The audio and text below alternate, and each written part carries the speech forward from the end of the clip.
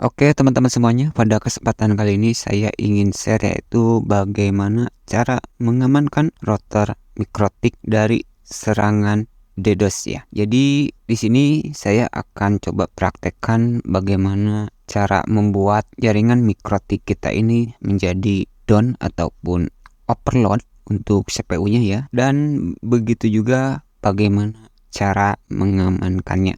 Tetapi pada dasarnya baik itu website maupun jaringan internet khususnya yang kita bahas yaitu mikrotik, memang kalau sistem mikrotik kita sampai ngedrop itu cukup sangat menjengkelkan. Oke, kebetulan di sini saya coba buka dulu menggunakan yang Winbox versi baru dulu ya. Teman-teman bisa lihat untuk CPU loadnya ya, atau teman-teman bisa lihat di bawah ini ada kisaran naik 1% sampai 5% begitu ya.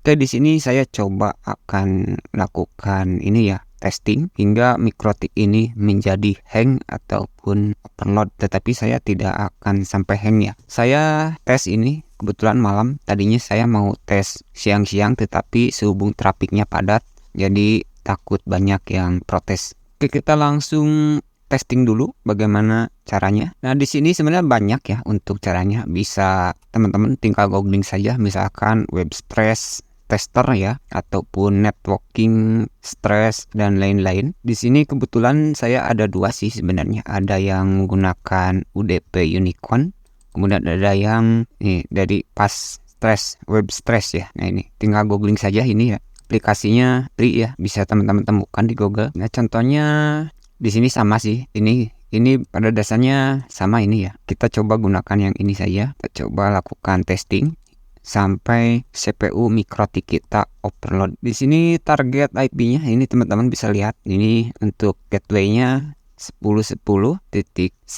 Nah, untuk portnya teman-teman sebenarnya sudah sering saya bahas, terutama di video sebelumnya juga saya sudah membahas ya seputar cara cek port pada mikrotik ya, yang open ataupun yang terbuka. Jadi saya tidak perlu ngecek lagi yang terbuka. Kita langsung lakukan pengujian. Di sini saya coba lakukan pengujian pada DNS maupun pada WebPig ya, ataupun HTTP.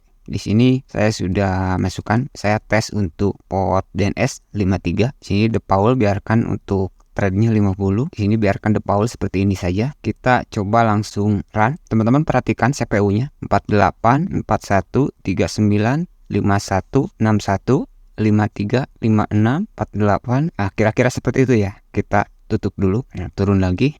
Kita ini sama sih, saya sudah tes ya, sama. Kita coba port 80.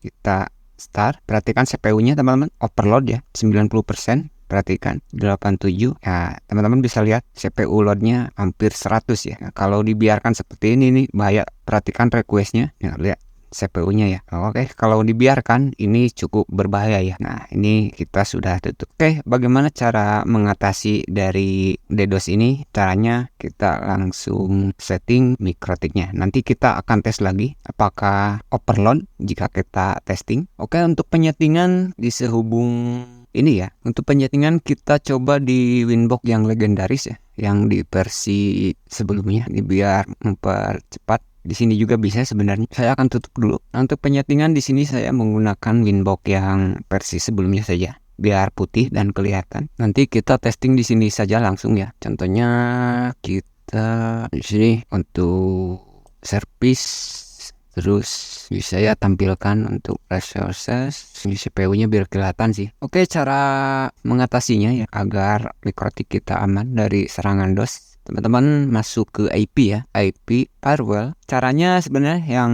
paling umum itu ada dua sih sebenarnya ya. Saya akan jelaskan satu saja yang sudah saya buat barusan. Teman-teman bisa menggunakan filter ya di bagian filter rule, tetapi di sini saya akan menggunakan raw. Silakan teman-teman buka IP firewall, masuk ke bagian raw. Oke, langkah pertama teman-teman silakan ini ya, tambahkan dulu. Nah, ini ya, tambahkan rule baru saja. Untuk mempersingkat video saya langsung ini saja ya. Nah, di sini. Nah, teman-teman, atau kita sambil aktifkan saja supportnya, cukup paketnya biar kelihatan.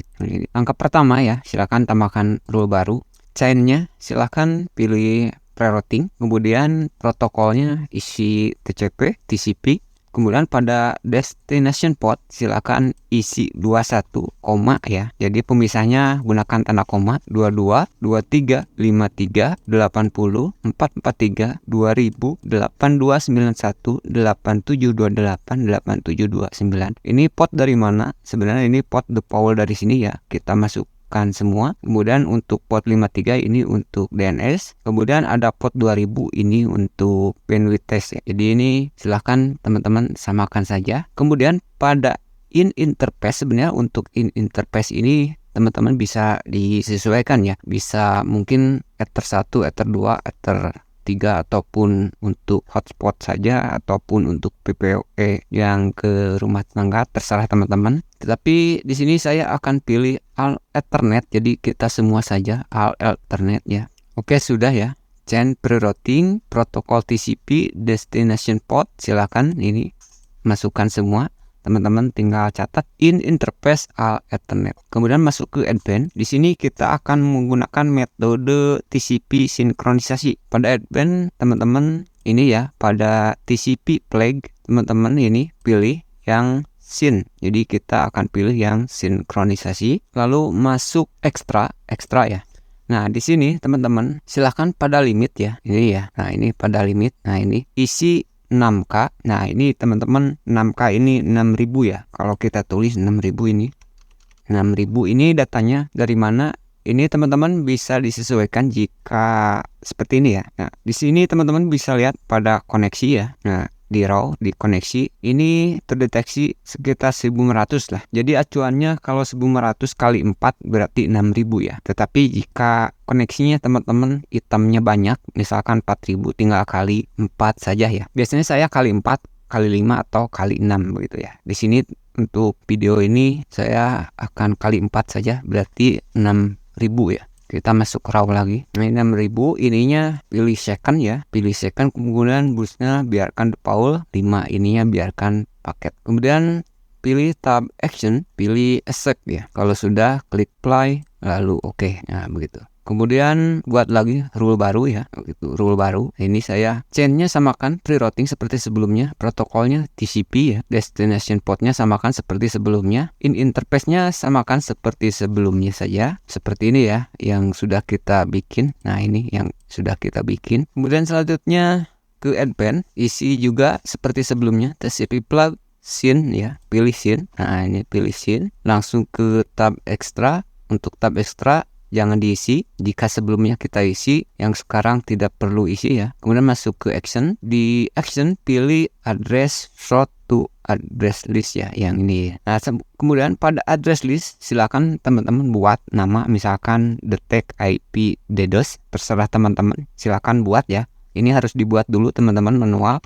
Begitu ya, harus dibuat dulu. Kemudian timeoutnya kita buat satu day saja, satu hari saja, 1D, formatnya 00.2, 00.200. Kalau sudah silakan klik apply, lalu oke. Selanjutnya teman-teman buat lagi untuk rule baru ya. Di sini contohnya saya sudah ada di general. Untuk chainnya silahkan pilih rerouting, kemudian protokolnya TCP, destination portnya silahkan diisi. Interface-nya tidak perlu ya, ini tinggal disamakan saja. Masuk ke advanced. Nah, di sini yang ini tidak diisi ya. Nah, ini teman-teman yang bagian atas yang short address list ini klik saja ini ya. Nah, di sini yang pilih yang detect IP DDoS ya, yang tadi teman-teman buat ya di sebelumnya. Extract tidak perlu diisi, kemudian di action silahkan bisa pilih drop ya. Kalau sudah klik apply, lalu oke. Begitu ya teman-teman. Oke, di sini jika teman-teman ingin menambahkan komentar silahkan klik komen ya. Nah, ini saya sudah contohnya DDoS detection gitu ya. Jadi nanti orang yang melakukan DDoS akan terfilter secara otomatis ke address list ya. Oke, kita langsung lakukan pengujian. Di sini kita coba disable dulu ya.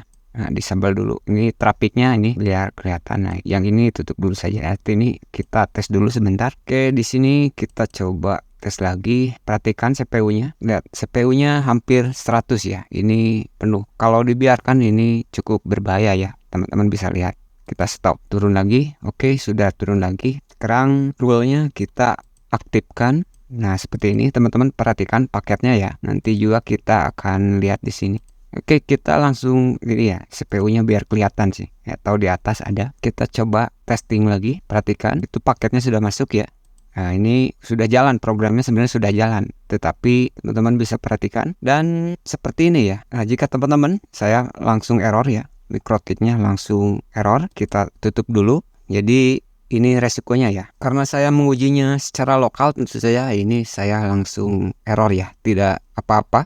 Karena port untuk Winbox-nya juga saya tadi masukkan. Dan apabila tidak bisa login, teman-teman ini ya, karena saya sudah terkunci ya loginnya. Jika teman-teman lihat, kita coba. Lihat, kita sudah terkunci. Nah, untuk cara mengatasinya, tentu saja kita harus login dulu menggunakan MAC server. Saya login menggunakan MAC address dulu. Kemudian kita masuk ke firewall. Teman-teman bisa lihat di address list IP saya terblokir. Jadi untuk menghapusnya kita tinggal hapus saja. Oke, sudah dihapus ya. Sini saya tidak perlu tes lagi karena sudah berhasil. Kita coba reset dulu kontak. Oh ya, ini ya untuk yang ini biar teman-teman ini ya, biar tidak terlalu cepat, kali 6 saja ya. Nah ini kali 6. Tadi kan 1500, berarti kita gunakan 9000 saya.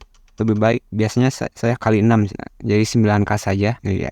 Nah, kali 6 dari item ini ya. Nah, ini kali 6 saja ya. Oke, saya tutup dulu. Saya coba login dulu lagi menggunakan IP, apakah bisa login. Oke, sekarang saya sudah bisa login lagi karena tadi terkunci karena terdeteksi melakukan DDoS. Oke teman-teman, hanya itu dulu. Silakan ini ya, bisa langsung teman-teman praktekkan. Tetapi jika teman-teman ingin melakukan pengujian seperti tadi saya ya, pastikan itu MAC servernya di Winbox-nya ya. Untuk loginnya kan ada yang menggunakan IP, ada yang MAC gitu. Pastikan teman-teman bisa menggunakan MAC maupun menggunakan IP ya.